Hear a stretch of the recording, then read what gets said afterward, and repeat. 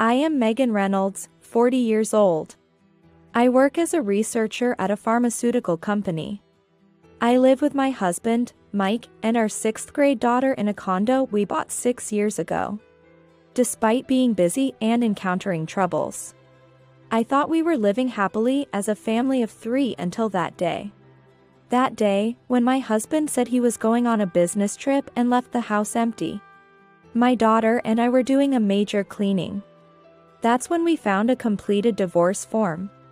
A photo of my husband with an unknown woman and child, and his diary. Today, just like that day, my husband said he was going on a business trip. But he is actually going on a trip with his mistress. I'm sure he will come back looking as calm as ever.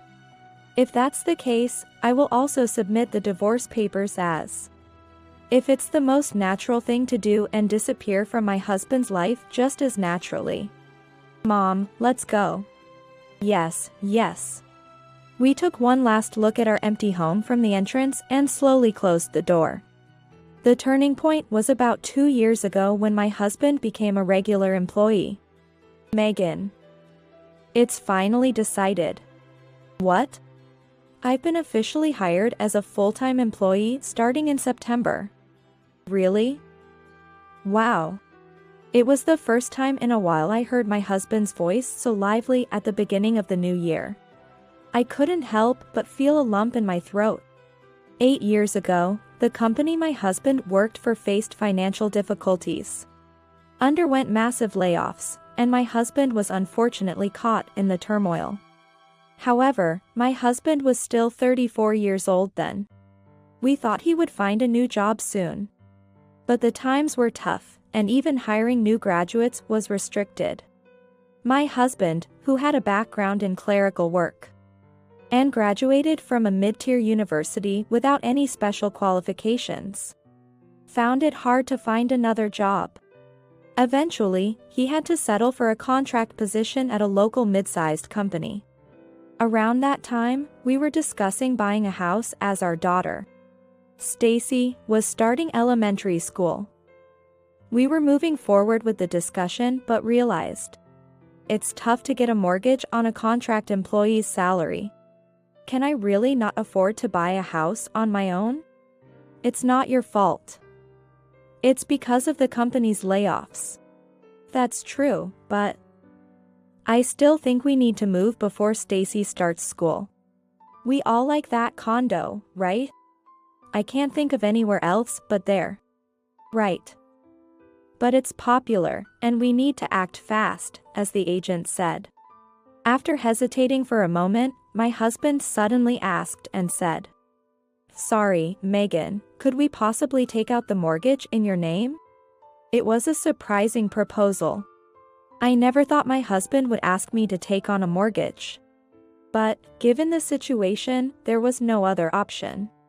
I was a researcher at a major pharmaceutical company, able to secure a mortgage and maintain our lifestyle without depending on my husband's income. We would likely pass the mortgage assessment without any issues. Okay. It's fine to use my name. Megan. Thank you. And so, I took out the mortgage, and we bought the condo. My husband worked hard to become a full-time employee, not just at his job, but by using the advantage of fixed working hours as a contract employee to acquire several job-relevant qualifications over a few years. There was no way he wouldn't be overjoyed by the offer of regular employment. Your hard work has been recognized by the company, congratulations. Thank you. After the layoff, being just a contract worker. You've supported me all this time, Megan. Really, thank you. It's nothing. It's just what a family does. It's all the result of your effort. Still, thank you. Really, I'm so glad you're my wife. Saying this, my husband expressed his heartfelt gratitude. I felt relieved, thinking that now my husband could finally settle down. But reality did not follow my wishes. Preparation and handover for the official employment in September turned out to be more time-consuming than expected. And we began to live busy lives even before the official employment started. As the months passed since September, my husband got more accustomed to his job. But the workload kept increasing with each day, and so did his irritability. What? Overtime again? Sorry. I'm swamped with experiments for a new drug right now. Huh? I've become a full-time employee too, and I'm exhausted from the increased workload. I have to go on business trips all the time. Yet, when I come home, I have to heat up cold meals, the laundry is still not finished. The house is as messy as in the morning, and on top of that, I have to do Stacy's tutoring pickups and drop-offs. Are you taking me for granted? Why would you say that? We've always shared household chores. Sure, I might ask for your help when I'm busy, but I apologize and ask in advance. And I take on everything when you're having a tough time. Even though we said it was a division of household chores, cleaning, laundry, and cooking were almost entirely my tasks, with garbage disposal and cleaning the bath being more like helping out. Still, I was grateful for any help and always expressed my gratitude. This time was genuinely rare, as I knew I would have to work late. So I properly informed my husband in advance. Asked him to warm up the pre-made food and handle the tutoring commute, and he had agreed. But having a rational conversation with my increasingly unreasonable and irritable husband was impossible. Pampering you was a mistake. What? Back when I was a contract worker, I felt inferior. So I shared the chores even though I'm a man. But really, all this should be done by women. Are you serious? Of course. Men work and women keep the house, that's been the rule in families since forever. But, you wanted to keep your job. Saying you didn't want to waste your education and wanted to contribute to society. So I reluctantly agreed to let you continue working. What? When we got married, you were the one who insisted that me continuing to work was totally fine. That was just a convenient lie. That's terrible. It's the same with kids. I actually wanted a second child. But you were too busy with work, so I gave up on that idea for you. That's not true. When we talked about it, you were the one who had been laid off. And you said we should wait because of that.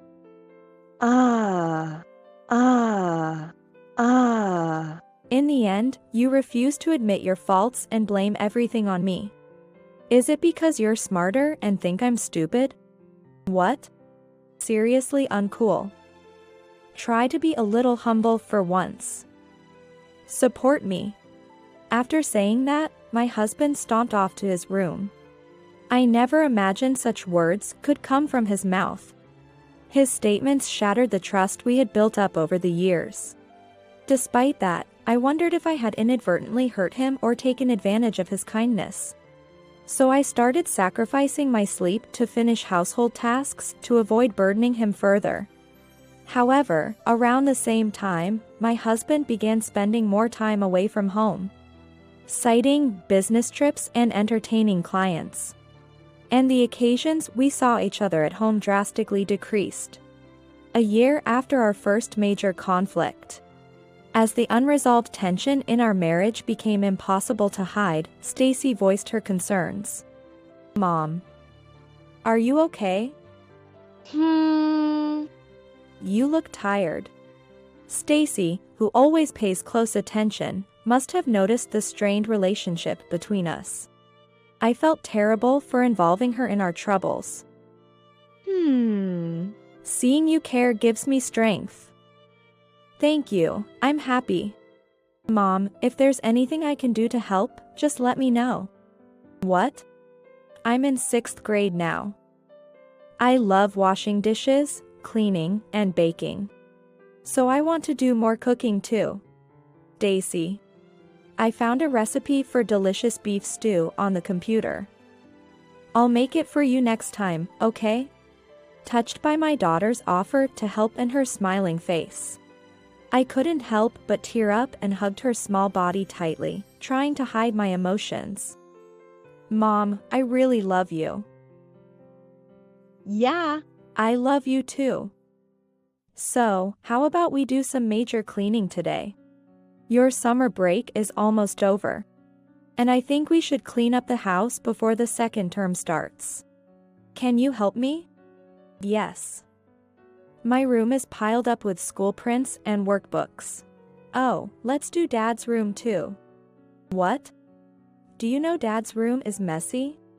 After our confrontation, my husband started sleeping in the room he used as a study. That room, used only for sleeping, was cluttered carelessly. I knew better than to touch anything in there, as it would surely make him furious. So, I would vacuum the open spaces and air out the blanket. But I never touched anything that was lying around or opened anything.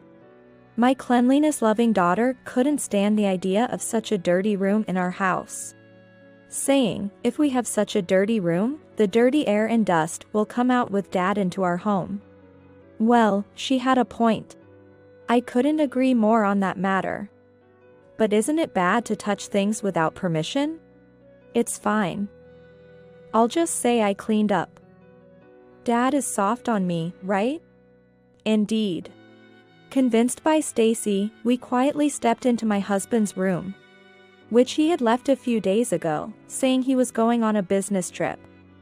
I can't believe he complains about your housework when he lives in a room like this.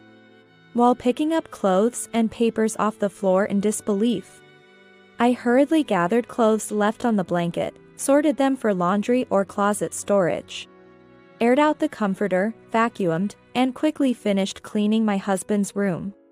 Suddenly, I noticed Stacy standing in front of my husband's desk, staring intently at something. Stacy, what's wrong? Startled by my voice, she slowly turned around with an indescribably shadowed expression and began to speak in a low, angry tone that was hard to believe. Dad has a child with another woman. What? Hearing such a statement from my 6th grade daughter, I rushed to her side in a panic. What happened? Why would you say that? This. She handed me several photos and my husband's planner. Reluctantly taking them, I saw pictures of my husband with a young woman I didn't know. And he was holding a baby that was smiling brightly. I felt as if I had been struck on the head. At the same time, I felt like I found the answer to my husband's actions. What is this? I think it's Dad's girlfriend and their baby. Why? How can you say that? Because it's written here. Where? Here. She showed me a planner page marked with a family half-year birthday. This photo was tucked in this page. That page and others were filled with family plans and entries that looked like diary notes, detailing meticulously. This means the baby is theirs, right? Probably, yes. So, this woman is Dad's girlfriend, right? The words "Dad's girlfriend" uttered by Stacy pierced my heart. Holding back tears and biting my lip, I hugged Stacy and quickly scanned through the other pages, confirming what she had said. Everything Stacy said was true. What kind of words has he made my elementary school child say? And to leave such evidence in plain sight, without any attempt to hide it. Stacy, I'm sorry. I put down the planner and gently stroked Stacy's head with my hand. Why are you apologizing, Mom? Dad's the one who did something wrong. But I wonder if I had paid more attention to Dad. Maybe I could have prevented you from getting hurt. That's not it. I'm sure you're hurt more than I am, Mom. I know. Dad yells when he's in a bad mood, and you, trying to reconcile with such a dad, work even harder for the family. Stacy. Thank you. I don't know if hurt is the right word. It's more like feeling betrayed, I guess. Aren't you angry? Of course, I'm angry because what Dad is doing is selfish. It hurts everyone. Not just Stacy and me, but also Dad, our grandparents, our friends, everyone around our family. That's why I can't forgive him. While saying this to Stacy, my own words dug deeper into my heart. It was as if, while we were here, my husband had been creating another family. It's unthinkable as a person. Mom, did you really have no clue? I noticed that Dad was acting strange. So, I thought something was up. But honestly, I never imagined it was this. Actually, I thought something was off too. What? You know how Dad lets me play games on his phone when he's in a good mood? Stacy only has a kid's smartphone. So there's a rule that she can borrow ours to play games if we agree. At that time, I saw lots of messages from a woman. Really? Yeah. Messages like, thank you for today, see you tomorrow. Looking forward to our trip starting tomorrow, I love you too, and so on. You saw those messages? Yeah. I'm sorry, I thought it would shock you, so I didn't tell you. I had no idea Stacy had seen such messages. It's embarrassing and angering at the same time. I'm sorry too, Stacy. I made you worry too much. Stacy. If you notice or see something like that again, can you tell me everything? Yes, I'll help Mom. Help? You're going to make Dad regret it, right? Regret, huh? Yeah. I guess I do want to make him regret it a lot. I want to make him regret too. So, let me help, okay? Right. It's probably better to have more allies. Yeah. I'll gather information from Dad's smartphone. Gather information? Yeah. Dad thinks I'm still a little kid. So he's not cautious at all and enters his password in front of me. Is that so? So, I'll remember Dad's password and get messages, pictures, and stuff when he lends me his phone, then send it to your phone. Can you do that, Stacy? Of course. It's common sense for elementary school students these days. Impressive. Then maybe I should gather information from a different angle. As we resumed cleaning, let's get back to cleaning, we continued to clean, taking care not to provoke my husband too much, while preserving potential evidence by taking photos with our smartphones. The only thing I carefully took to my room was the completed divorce form, left folded in a corner of the desk. Since that night, I quietly began preparing for a divorce. Now, several months later, Stacy and I are in our new home, watching TV in the living room after finishing her homework from tutoring. Stacy, shouldn't you be going to bed soon? Right, I should go to sleep. Good night, Mom. Good night, Stacy. Saying that, Stacy returned to her room. It's been a few days since we moved, and not having to see what I don't want to see is a relief. I used to worry about when he would come back or if he would say something. Though I thought I wasn't bothered by it, it seems I was quite oppressed. The headaches that had been secretly continuing for so long have not been felt these past few days. The body is honest, I thought, as my smartphone on the desk alerted me to an incoming call. The name displayed on the screen was as expected. I couldn't help but smirk as I slid my finger across the screen to answer. Hello? Hey. What's going on? The key's not working. The call was from my husband, returning from a business trip. He must have followed someone into the entrance and now stands in front of the door to our condo, frantically trying to use the key that won't work. Mike, could you stop? You're going to break the key. What? Then hurry up and open it. I can't. What? I can't open it. Why not? Because I'm not there. What? What do you mean you're not there? You're inside, right? Is this some kind of harassment against me? Open up now. I told you, Mike, I'm not in that condo. What? Where did you go, leaving your husband behind? Well, because you're not my husband anymore. What? We're not a couple anymore, so I don't care about you anymore. Excuse me. So, there's no need for me and Stacy to live in that house, so we moved out. What? Say that again? I divorced you. So, I sold that house and moved out with Stacy. Understand? There was a stunned silence on the other end. Then, a torrent of his bewildered mutterings like, "You're kidding, this has to be a joke, seriously?" And so on continued. "It's not a joke, Mike, and I have no intention of seeing you again. So, please find somewhere else to sleep tonight." At those words, my now ex-husband began to rage. "Don't mess with me. Don't do whatever you want. How did you even divorce me without my consent? I never once talked about divorce with you. The house was in my name, so I had every right to sell it. You can't just do whatever you want with our house. Doing whatever one wants? You did that first, didn't you? So, I did the same. An eye for an eye, a tooth for a tooth. What? That makes no sense." "Well, indeed, you never directly told me about getting a divorce. But, you had those conversations many times with someone else, right? I'm going to leave my wife." "So? What?"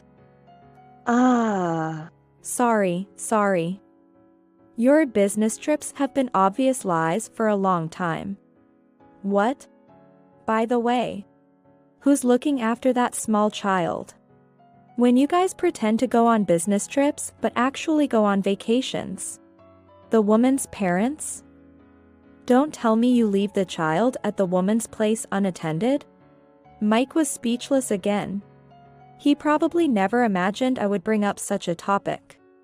Caught off guard by this unexpected turn, he seemed confused, emitting incomprehensible sounds like, and, Didn't think I knew all that, did you? How? As Mike squeezed out a raspy voice, I continued over him. "I started sensing something was off about you. Since around the time you got permanently employed. It escalated from there, with you becoming unreasonably abusive and neglectful toward the family. The decisive moment was when I found photos, a diary, and a completed divorce form while cleaning your room. What? You get it now, right? Why I divorced you, how I was able to do it. You knew I had another woman and a child. Yes, I knew everything. The diary meticulously recorded all the trips and overnights you had disguised as business trips. And there was even a completed divorce form on the desk, ready to finalize our separation. And it seems like you've been telling that woman you'd divorce me over Messenger. So, I gave you what you wanted. Happy now?" Mike's ragged breathing came through the phone as he was thrown into further confusion. After doing all that, this man is now flustered. "By the way, it was Stacy who first mentioned you might have a secret child." "Huh? Stacy? Why?" "Because she was the first to find the photos and stuff you carelessly left around your room." "What?" I never imagined I'd hear the words secret child from Stacy. She figured it out as soon as she saw the photo and diary. You're kidding. Plus, Stacy had suspected you had another woman for a while. Huh? Why? Your smartphone. Smartphone? When she borrowed it from you to play games. She saw lots of messages popping up from another woman. Stuff like, "Thank you for today," and "I love you too." That's a lie. I haven't heard a word about this. Did you think she'd tell you honestly after seeing that? By 6th grade, girls understand what those kinds of messages mean. What? She's just a kid in 6th grade. How would she understand adult relationships? Huh. So you acknowledge it's adult relationships then? Ah. Well, in reality, it's not just a relationship, but seems like you've gone way beyond that. Shut up. Anyway, Stacy knew about your mistress before me and kept it to herself. You treat Stacy like a little kid, showing no caution around her. That's why Stacy knows your smartphone password. She used that to collect messages and photos as evidence for me. What? Stacy knows my password? Stacy said you never guard against her because you think she's just a small child. Turns out it's true. You're so unguarded, you didn't even notice Stacy watching you text your mistress from behind, did you? What? Stacy did that. Yes. Stacy did it all for her mommy's sake. She remembered the content like a diary. So, your actions were practically an open book. All your supposed business trips that were actually vacations or overnights were known to us in detail. You're kidding. This business trip was with that woman to Colorado, wasn't it? How nice for you, going to Colorado in December. Taking annual leave during the busiest time of the year. Did you have fun? It seems Mike is wary of my unexpectedly bright and calm demeanor. Carefully choosing his next words. But I'm not going to let him dictate the pace. I continue to bombard him with words at my own pace. By the way, as I mentioned earlier, while you two were away on your trip, what exactly was happening with that little child? Surely, you didn't leave the child at the woman's place, did you? I left the child with her parents. They seem to adore their grandchild. Oh, they adore their grandchild, huh? So, they've been duped by you guys? What? You haven't actually married her, have you? But you're pretending to be a married couple? Well, no, but how transparent. Otherwise, they wouldn't have agreed to take care of the child. Poor parents. To be deceived by a fraudster like you. I'm not scamming anyone. It's just a matter of convenience. Convenience for what? You're always deceiving people around you. What are you really up to? What? Who else have I deceived? Us, obviously. Pretending to be on business trips when you're actually staying overnight with someone. Even starting another family. What else would you call that but deception? I'll be making sure you pay for that. Huh? Deciding to give my ex-husband a final notice, I continued. I'll be hiring a lawyer for the compensation and child support, among other things. What? A lawyer? Of course. And bear in mind, I know everything. The woman is naturally, I'll be claiming against that woman as well. Emma Anderson, your former colleague, right? How do you know her name? A friend from my college days works at your company. I got the info from them. What? I hesitated at first, but after seeing that photo, I decided to contact them. And they filled me in on everything. Friends are indeed valuable. They even told me you're in hot water at work. What? Since you became a permanent employee, I heard you've become rather harsh to others. And there have been multiple complaints of harassment filed against you at the internal compliance desk. Plus, there's the suspicion of infidelity leading to the pregnancy and resignation of a former employee, right? Sounds pretty bad to me. How did you know about that? Because my friend told me. What will you do if you're fired for compliance violations now? How will you pay the compensation or child support? And there's also the compensation you owe to your unemployed girlfriend, right? How will you manage? Huh? What will you do? My pressing tone caused Mike to shout back, demanding me to stop and calling me annoying. And then there's the care of that little child. How will he manage? Well, it's none of my business anymore. Anyway, I don't intend to speak directly with you about this matter anymore. Everything will be handled through my lawyer. Just remember this. Snooping on someone's phone is a crime. I know. But I haven't done that. It was Stacy who did it all for me without me knowing. If you say that's a crime and want to sue, you'd have to sue Stacy. Are you going to do that? That's right. You still adore Stacy too much to see her as anything but your little girl. You couldn't possibly sue her. Of course, I knew what Stacy was doing, but it was indeed Stacy herself who took the initiative. And I hadn't been involved at all. Stacy is hurt too. There's no way this man would sue his own daughter. After a moment of silence, Mike began to speak as if resigned. The condo is really empty? I told you, didn't I? Then, what about my stuff? Oh, sorry, I forgot to mention that. I sent everything to your parents' house. What? I properly informed your parents that I was sending the stuff and made my final farewell. But at first, we really weren't on the same page. It turns out, in their eyes, I had already married someone new after we supposedly divorced. I was taken aback to learn you even deceived your own parents. What? You told everything to my parents. Of course. Otherwise, how could I send your stuff to your family home? What have you done?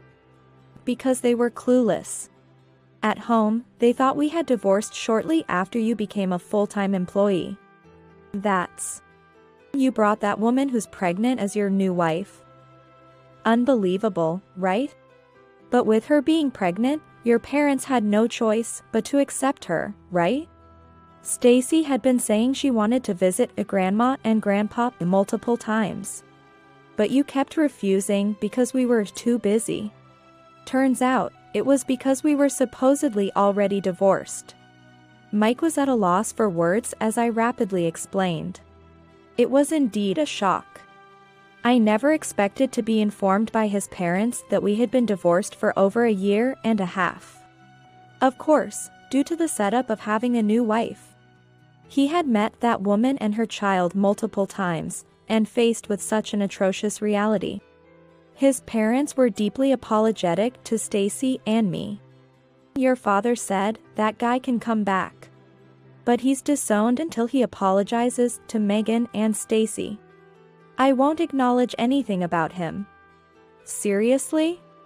Mike's father is a traditional craftsman who, while kind to others, is very serious and hates dishonesty. It's utterly shameful and unfortunate that they had to apologize for the actions of their wayward adult son. However, wanting nothing more to do with these two lunatics, I decided to graciously accept the support offered by Mike's parents. So, your belongings have already been delivered to your family home. Please go back home as soon as possible and sincerely apologize to your parents. Then, you might want to think about what you'll do next with your woman and your future. Although I doubt your father will easily accept it. This is so annoying. Excuse me? The real annoyance is dealing with you. Or, don't involve us in your farce ever again. The lawyer will contact you and that woman, so don't try to escape or hide. Deal with it properly. While Mike was still making noise on the other end of the phone, I had no intention of speaking with this man anymore and wanted to cut ties as soon as possible. With that mindset, I tapped the screen to end the call and proceeded to block his contact. Months have passed since then, and today was Stacy's middle school entrance ceremony. Walking home in her new uniform, she looked happy beside me. How do you like your uniform? I absolutely love it. It really makes me feel like I'm part of the middle school now. Do you think you'll make a lot of friends? Yeah. The teachers seem nice, and the classmates are easy to talk to. I'm looking forward to school every day now. Stacy had actually taken the middle school entrance exams. It was something we had decided on as she approached her senior years in elementary school. And my insistence on resolving our divorce before her exams was for this reason. I wanted to settle everything before your middle school entrance exams. Discovering my ex-husband's wrongdoing during the summer break. I didn't want to crush Stacy's long-held dream. With that determination, I planned the timing for our confrontation and prepared for everything. But I'm sorry, Stacy. It wasn't exactly an environment conducive to a student preparing for exams back then, was it? Huh? Really? Because we were all over the place, and Stacy. You were doing things like a spy, weren't you? Sneaking a look at the smartphone? Yes. Well, it was actually more peaceful without him around. And regarding the smartphone, it was kind of like stress relief. Huh?